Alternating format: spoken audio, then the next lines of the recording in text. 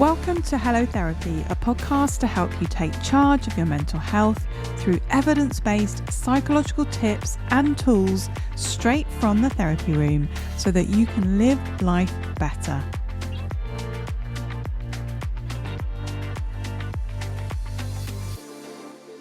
Is dating leaving you feeling more lonely and depressed than loved and cherished?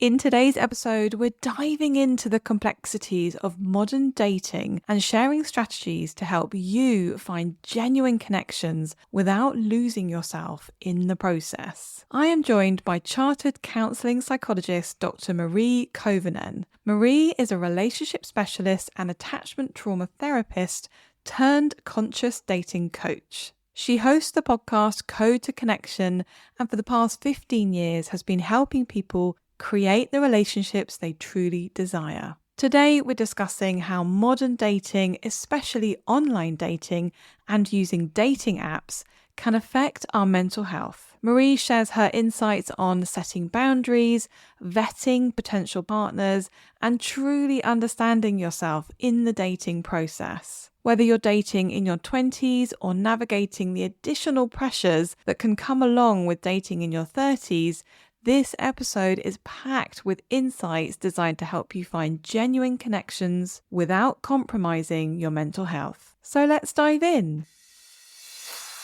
Welcome, Mari, to the Hello Therapy podcast. I'm so pleased that you're here with us today. Oh, thank you so much for having me. We are going to be talking about why modern dating is so hard. And this comes off the back of me having lots of conversations in my therapy room about dating, usually with my sort of 20s and 30 something clients. There just seems to be so many different issues and intricacies around dating now that I just thought it'd be great to get you on to have a think about it together. So do you want to start by telling us who you are and what you do? My name is Dr. Mari and I'm a registered psychologist, actually a counselling psychologist originally. And I really for the past 15 years or so have specialized in relationships and it all stemmed from my own dating struggles and then finding my husband and then trying to navigate that relationship and so on. And so relationships has been really my focus, but also I trained in trauma therapy. So that's been focus of mine also in the past few years. Brilliant. Well, shall we start by you giving us a bit of an overview of like the dating landscape as it stands in 2024, because, well, the last time I was in the dating scene was over 2 decades ago. So I'm very out of touch. So tell us a bit about the dating landscape. So likewise, I dated last time was 2016 was when I met my husband, which was then when obviously online dating was coming out. And that was a time when it was still a little bit, don't tell anyone, because they might think that you're desperate. But actually, I thought that was an opportunity to meet more people than through, just through your own circles. So what's then happened, obviously, is since then, all of this, online dating has become absolutely massive. And I, just found this kind of stats from the UK. A lot of the stats are really US based, but I found the stats from the UK that there's 11.1 million online dating users. Wow. So it's a massive amount of people who go online. And of course, because it's so easy, you can access it through your phone and potentially meet someone. And we don't socialize so much, perhaps, or socializing has, well, especially during COVID times, obviously, that changed and it's easy to access. Also, you hope. But as some of the struggles, perhaps these days, both men and women have maybe slightly different kind of struggles. And if we talk about, for example, women, and when we talk about those sort of online dating struggles, there are obviously people out there who some are being serious and they're wanting something genuine. But there's a lot of people out there, because it's so easily really accessible, they go there out just to maybe try to boost their own ego or, you know, to find someone, you know, to be on the, you know, bit of on the side, or, you know, and there's a lot of people who are not genuinely really looking for a relationship. So I guess it's like, you know, many times I say that it's like the sea. You get everything there, absolutely everything. And, you know, whilst if you meet someone in person, you can straight away get a feel of them. If, you know, as a woman, you get approached by a man, you get straight away feedback or what's kind of the energy and all of that kind of stuff. But when all of that is online, you just don't know. And there are a lot of people who, unfortunately, just not very genuine. But then also, what's the struggle on the other side, on the men's side, is that those genuine guys, they don't get a look in, because a lot of times men's profiles are really bad. You know, men don't usually ask their friends to take photos or take, you know, or they've got like the classic fish in there, you know, or in a picture or something like that. Yeah. Because this is the only time maybe, you know, someone, if they're into fishing, and that's the only time that someone's taken a photo of them when they caught this fish, and then they're putting on the dating profile, or those kind of mirror selfies and what have you, which are not necessarily always the best. So the struggles for women, I suppose, is trying to find genuine connection. And often then you know, if we just kind of categorize it, and then on the men's side is like, well, how can you actually get through, you know, in front of women? Because there was a couple of years ago, OkCupid, which is one of those dating sites, which did research, and they found that it was something like men, I think only about 10% of what they call is like the top men who get seen by women. Because, you know, it's so like men get really straight away discarded, you know, if the profile, if the photo is not good and all of that kind of stuff. And there's a lot of online content talking about very sort of negative content, unfortunately, talking about how women only want certain type of men, and it's talking about this kind of like these 660s, these kind of the 6-figure salary, being over 6 foot, and, you know, and all of that kind of stuff. And so for men, the struggle often is that, you know, even if you're a great guy, but you can't get in front of the right type of women. So there's a lot of frustrations on both sides. Yeah. And there's a bit of a problem, isn't there, with fake profiles, isn't there, when I was looking into this, and the whole idea, you know, the whole experience of catfishing or being catfished.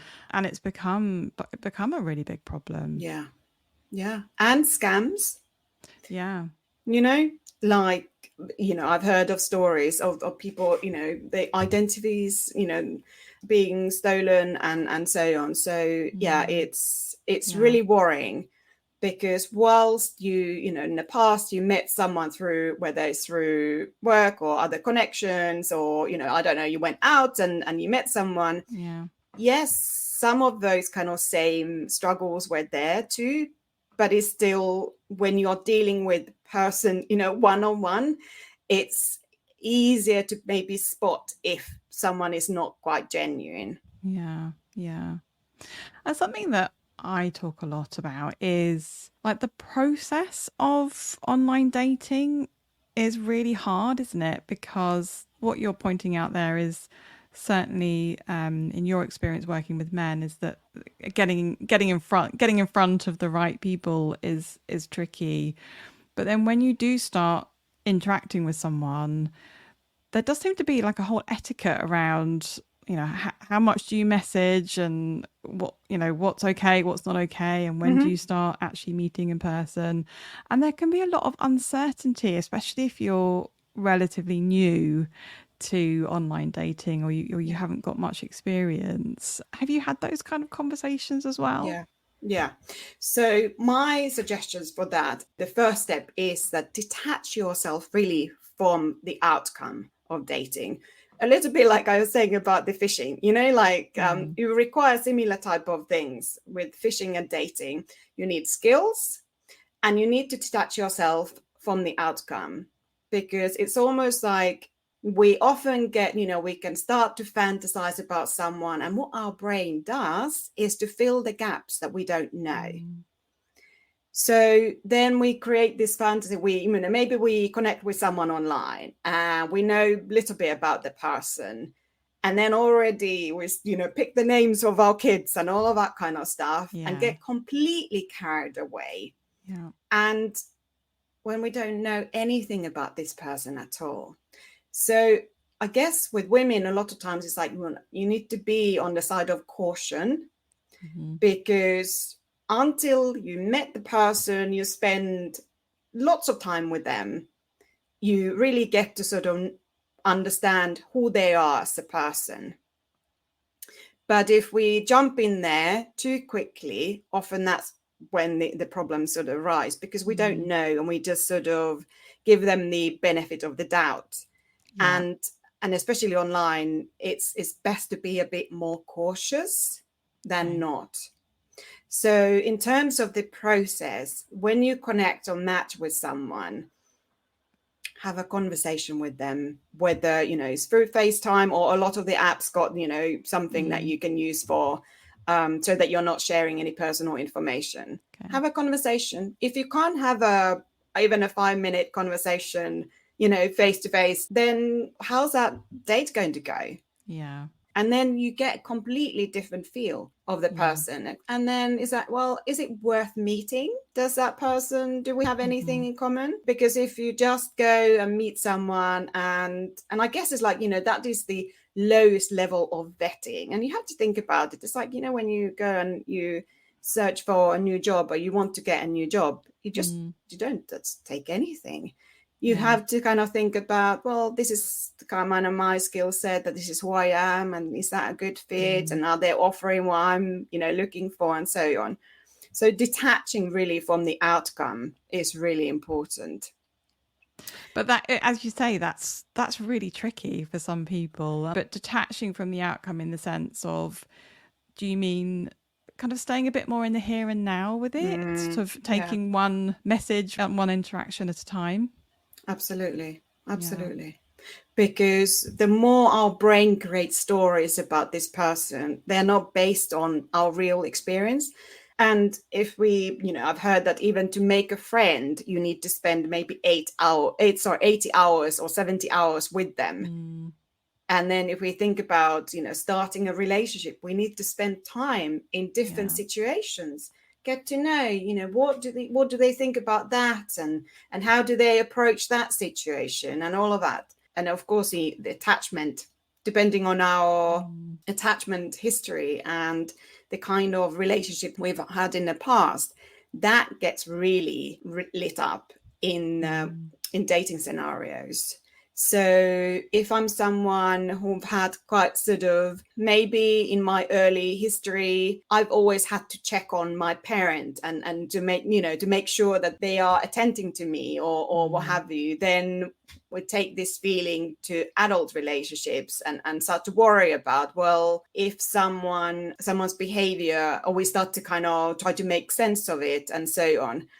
And so I think, attachment related work is so important when you're dating, or even before, to really understand, well, what are my particular challenges? And who am I attracted to? Am I attracted to that guy who is not consistent? So in terms of secure connection, we need consistency, clarity, and this is for men too, that you need to behave in a consistent and clear way, so that a woman you are dating or you're connecting with, that she feels safe. And then on the other side, like for women, it's like when you're vetting a guy, you need to kind of ask yourself these questions: that is he being consistent? Is he being open and clear in the communication? Is he really showing that he is worthy of your time? And really kind of asking yourself those questions. And a lot of times I've said to people that, okay, do a list of the type of person you are, who you're looking for, and then when you go on dates and come out of it, maybe do a little bit of a check-in. What have you seen so far? what kind of behavior, what's, your non-negotiables and all of that kind of stuff. If they, for example, said that they don't ever want to have a family, well, that's a deciding factor. Mm-hmm. Because I've seen so many people who ended up in a relationship, never had these conversations about what they really want in their future. Because lifestyle, how you want to live your life is absolutely, is vital. The more successful your relationship is, that if you share values, but also you desire to have a similar type of lifestyle. And if you never have this conversation, and I guess in your 20s, many times people don't. They just sort of well, you're still end up. figuring things out in your 20s, aren't you? And your 30s, I think, to some extent. But it's tricky, isn't it, when you're at that life stage and you're sort of working out who you are. I think that's where people can trip up, isn't it, with dating? It's sort of, you don't really have a clear idea of what you actually want in a partner, as you say, in terms of values or what kind of relationship you do actually want. And when you do add in the idea of attachment and your attachment history, human beings have a tendency to repeat patterns, don't we? And that's very much shows up with attachment and dating, I think. I think something that I've come across also is having lots of conversations about like the fear of not finding someone. Particularly when I've worked with people in their 30s, sort of mid to late 30s, especially for women, there can be a real experience of really high anxiety about that. And I think that can really change the way that you approach dating, can't it? Yeah. So it can go, I guess, two ways. Either you are someone who's quite hyper independent, so you decide like, well, I don't want many anyway, that, that I just live my life and had enough and all of that kind of stuff. Or then you become really anxious and you lower your standards because you feel like you've got no choice. Because if you want to have a family, you've got limited time. And I totally appreciate that, because, I met my husband, I think, when I was 32. So I was starting to kind of notice this sort of anxiety creeping up. But I guess in those sort of situations, it's like you need to really connect with yourself, remind yourself of who you are, what your values are, and really think about what type of person you're looking for. But also, I guess it's like there are no perfect relationships. Every relationship got their own challenges. It's really about tuning into yourself and reminding your own worth and value. And but also, you need to get more out into the world, because if you are just at home waiting, or in your small circles, when you are in your 20-year-olds, they socialize a lot more, because if go to uni or whatever you do, a lot of times you're socializing so much, but your life gets more and more limited the older you get, and your social circles change and become quite different. So you're not meeting so many new people. So then if you're in your 30s and you're wondering about that you're not meeting the right person, then there's loads of men. Obviously there's more men on dating apps, but it might be that it's difficult to find the right type of person. Well, could you go into activities? Think about places where you could go and widen your network. And the more you meet people, and not necessarily meeting someone through an activity, but you might meet someone there who's got a person, like in their network. So I guess it's because the difficulty is that the older we get, our social circles really get more and more limited, and you are meeting less and less people. And so sort of connecting with yourself, but also widening your circles so that you're meeting more people. Yeah. And I know that there's research that shows that the sort of swipe-based dating apps, the people that use those types of apps, do experience more depression and anxiety. Why do you think that is? I mean, I think what we know about using apps anyway, and social media and all of that, for example, first thing in the morning, it activates us. And if we think about dating apps, if I don't know, I've woken up and the first thing I pick up is my phone and I look at my matches on a dating app. And I'm in my most vulnerable state because I've just woken up, I've got no barriers, and this potentially is activating my attachment system. And I'm wondering, am I being liked by anyone? Yeah. And when this happens a lot of the time, and these dating apps can be very addictive because, we get, and this whole kind of point of kind of swiping and, it's very addictive. And the more we do it, it just puts us into this space of, am I as a human being, as a woman, as a man, am I being validated by these people on these apps?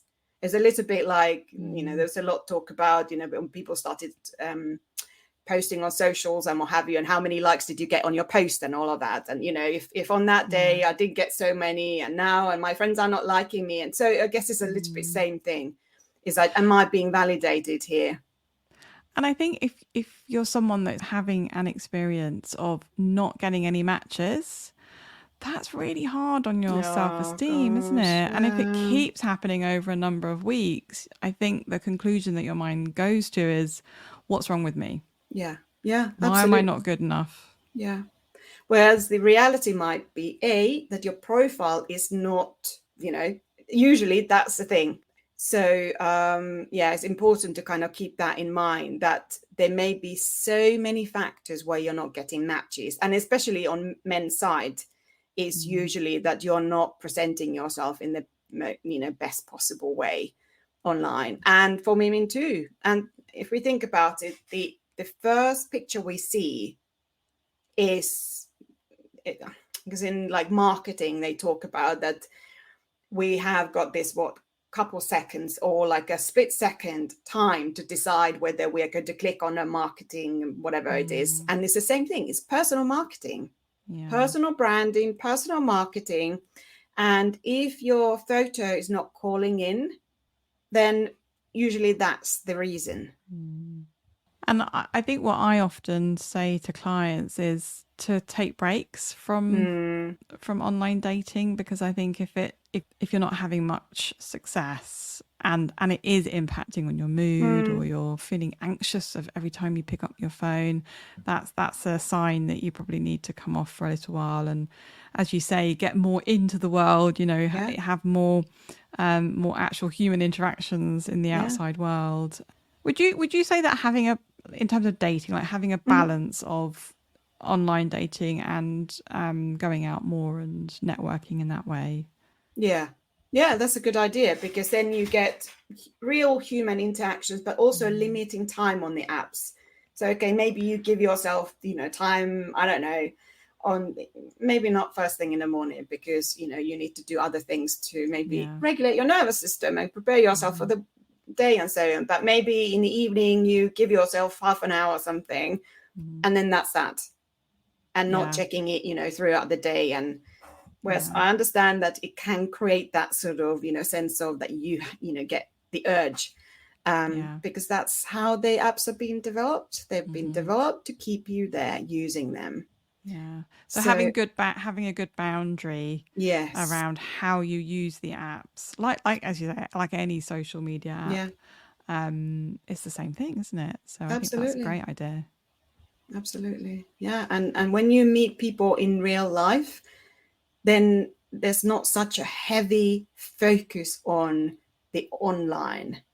So, and I think it's the past few years kind of, got us away from the in-person, whether it's networking events or, any of that. And we just became these hermits. So we need to just get back in there, trying to find different activities, and you're having fun, doing activities that you might enjoy, exploring new things. And what a better way to really connect with other people is to go out there and do activities. And it could be there are these dating events, speed date, not just speed dating, but there are the like cooking classes that are for dating, or things like that. So whatever gets you interested, just go and try it out to see how that goes. But I think thinking about the idea of people that use these apps are perhaps more depressed and more anxious. I think as well as the hit on the self-esteem, if you're not getting matches or you're not having much success, I think there is also, if you've been doing it a while and you're not finding anyone, or you're going on dates, you kind of taken it to the next step and you're going on dates, that every date that you go on is a sort of disaster, or you don't click or connect with the person. That's really hard, isn't it? When especially if you really want to find someone, you really want to have a partner, it can take a long time, can't it? Yeah. And I guess you need to also accept that dating is very specific kind of work. So, you didn't get your job just like that. You needed to do your studies, then you needed to put effort into getting into the positions. And in the same way, because we don't live in the, villages or whatever, like we used to, we would, where our maybe ancestors, or they went to these dances and so on where they would meet. So I guess it's like, if you are someone who's not getting matches or you've gone on lots of dates which have felt disastrous. So, have a process, like, say to if you're a woman, for example, and you always meet the wrong kind of guys, well, say that, you want to speak to them before you go on the date, because that way you are really saving yourself time, but also the energy you put on your first date. Imagine the effort and consideration and all of that. And then when you've spoken to the person, you've got a bit of an idea who they are already. But if you're completely going almost like blindfolded, well, you might have seen their photo or something, then there's so much more pressure. And so it's really about protecting yourself in many ways and your energy levels. So and if you're not getting matches, well, maybe you need some support around having a look at that, and how to kind of market yourself in quotation marks in a better way. And maybe ask your friends, if they could give you a bit of feedback, or what would they think about if they saw this kind of profile. It's very complex. It's very complex. This whole dating thing, isn't it? Especially if you think about things like ghosting. So, when I was in my 20s, ghosting wasn't a thing really, but now it is. Can you say a bit about the impact that ghosting can have? Because I think I read somewhere that 1 in 5 people admit that they have actually ghosted someone. So there's the ghosting, being the person that's ghosting and being the person that's experienced it. When we are connecting with someone online, whether we match with them or someone sends a message or what have you, and it's so kind of low level, we don't even see the other person necessarily as another human. Because when we used to date more in person, then when you've interacted with someone, there's a lot more, something more of them. And you feel like that for that other human, you've got almost like not duty of care, but like you've got that if you want to be decent with them. So it's like with online dating, there's something dehumanizing about it, isn't there? I think in that, because it's just a message, or it's just a profile picture, or it's just a message that's popping up, rather than a physical person with thoughts and feelings and things like that. It's easier to ghost. Absolutely. In that way. And because there's such a volume of people too, so then it's like, what does it matter, that person, what does it matter? And of course there's people who have more sort of avoidant attachment style. Then there's also the fact that dealing with any kind of difficult conversations might feel so difficult for you that it's like easier, well, I just don't want to have anything to do with that, then I'll just ghost and so on. And then, of course, if you've started having conversations with someone, or you've even met a few times and the person just disappears into the, thin air, it's very upsetting, because you started to build a little bit of a relationship.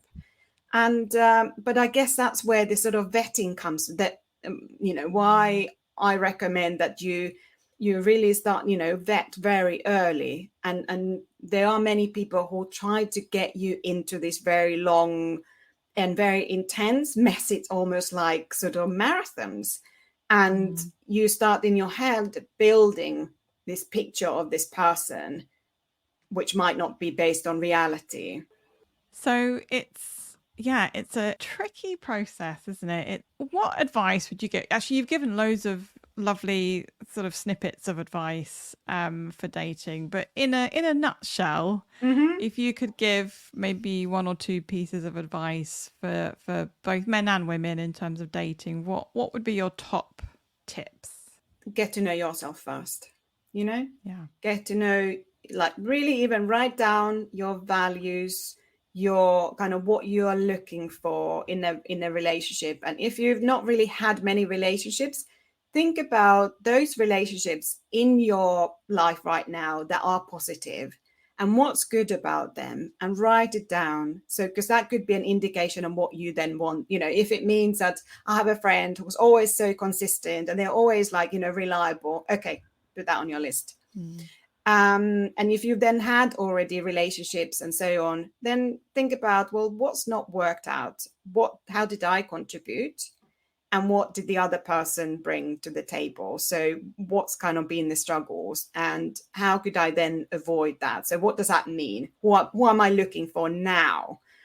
Okay. So get to know yourself, and then really think about the type of person you are looking for. But go out there and put yourself out there more into the real world, because that's where people are. There's so much frustration with the dating apps.